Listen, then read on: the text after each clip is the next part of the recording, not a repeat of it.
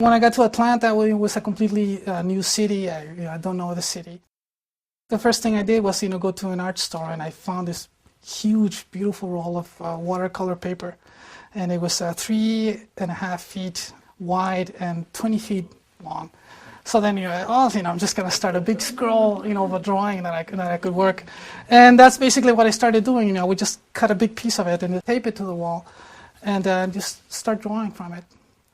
Not planning anything, just doing this panoramic piece, working on cityscapes that dealt with the city of Tijuana.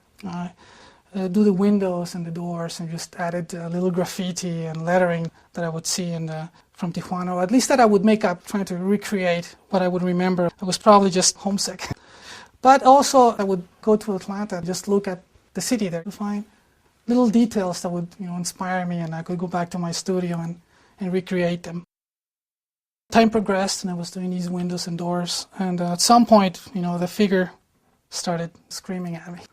He wanted to come into the drawing.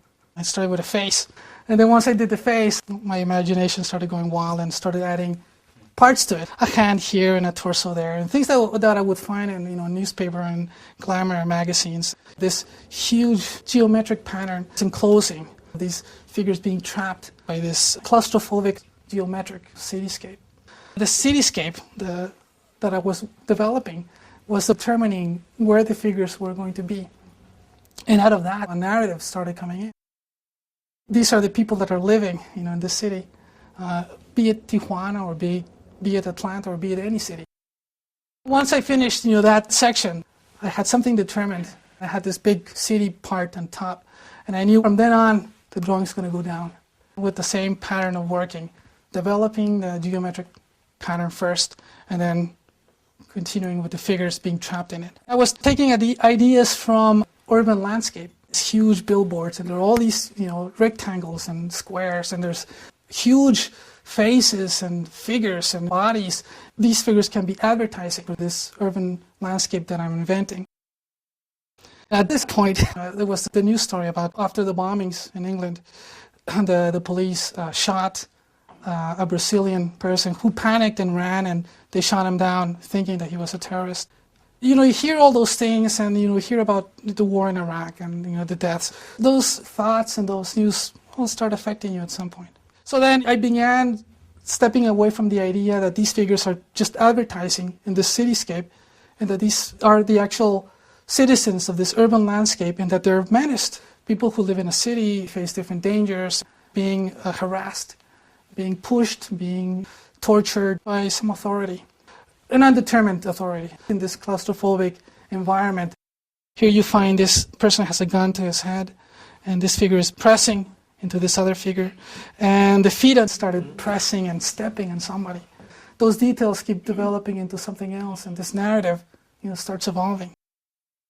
Once I finished the cluster of figures on the right side, I needed to step away from that for a while and move to the next part of the drawing. I drew this face. And at first, I thought about this child figure sort of like lifting his hand and trying to reach, for help or for comfort. I thought of figures of Santos that they carve on wood in Mexico. So I decided to incorporate this wooden hand to this figure, like a prosthetic arm, but it would be, in wood. And it had the same, posture of, saintly figures. I determined that there was going to be this figure to the side.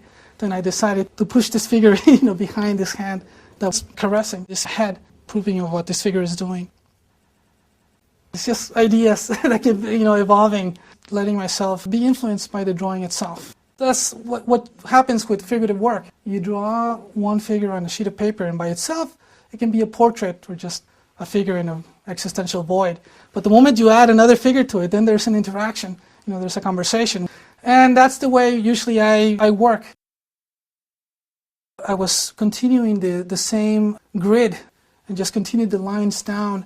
And as I was doing that, it seemed to me like imprisoning something. So then I started drawing a figure behind it, sort of, laughing, but also sort of screaming at it being trapped.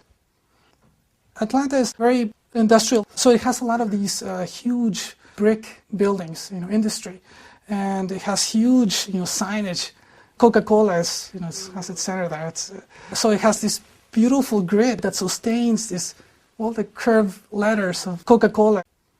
Walking behind these, I would see this grid and I just loved it. So I decided that as a background, I would do these curves, these curved lines, and that could be text. The idea of rótulos, hand-painted signage that you see a lot in Tijuana. They're beautiful, handmade, and they're not perfect, but that's what gives it its charm.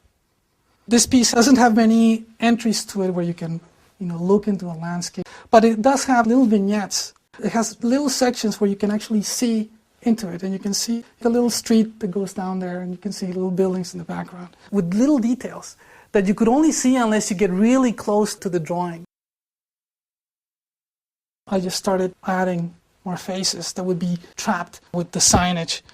I drew this hand that was coming out of, from the bottom, and it had this cigarette with the idea of, it could either be burning it or attempting to burn it. I decided to draw this hand taking care of this wounded head, closing this very difficult section of the drawing where it had this oppression and this violence. Walking around Atlanta, there's all these air conditioners all over the facades of buildings. This whole drawing is this facade of a building, and it has this old air conditioning unit that sort of has the same elements of the aesthetic of the grid. To the side of the drawing, this idea of flooring, something that would break the vertical lines that were in the drawing and add a horizontal plane that would give it this third dimension as a base to this whole structure.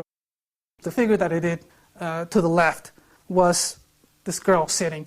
I started with the legs, the skirt, and continued up towards the face. I decided, just to leave this area of drawing just white. There are times that, that I loved leaving areas white. Well, it breaks the illusion of this being a certain reality. And it just goes back to showing you that this is a drawing, that this is something that's being done on 2 dimensions on a piece of paper. I needed to start thinking about closing the drawing. I decided to do another piece of signage, big letters, sort of the idea of a title for the drawing. When you work on something for almost a year, all these ideas have been creeping up into the drawing, and all these experiences have been happening as I progress in the drawing. So there's no one subject that this drawing is about. It's more about this whole range of experiences or impressions or dreams or wishes that I have throughout this whole year of working. I knew there was not one phrase or one thing that could define the drawing. But I wanted to put a word in that would relate to the rest of the drawing, to the signage that I had already done. I thought about the word rent in Spanish, rento. Renting space, renting advertising space as part of the facade of the drawing. But then also playing with the words. I added MI in the beginning of those words. So then it's mi rento. And then the phrase came to me of saying, miren todos, everybody look. Look at this, look at all the drawing. This is a whole year's work, a year of ideas that I've had, and it's something that invites the viewer to look at all this. The end of the drawing just finished with this portrait, this face pretty much just looking out, defiant, stop. And I did.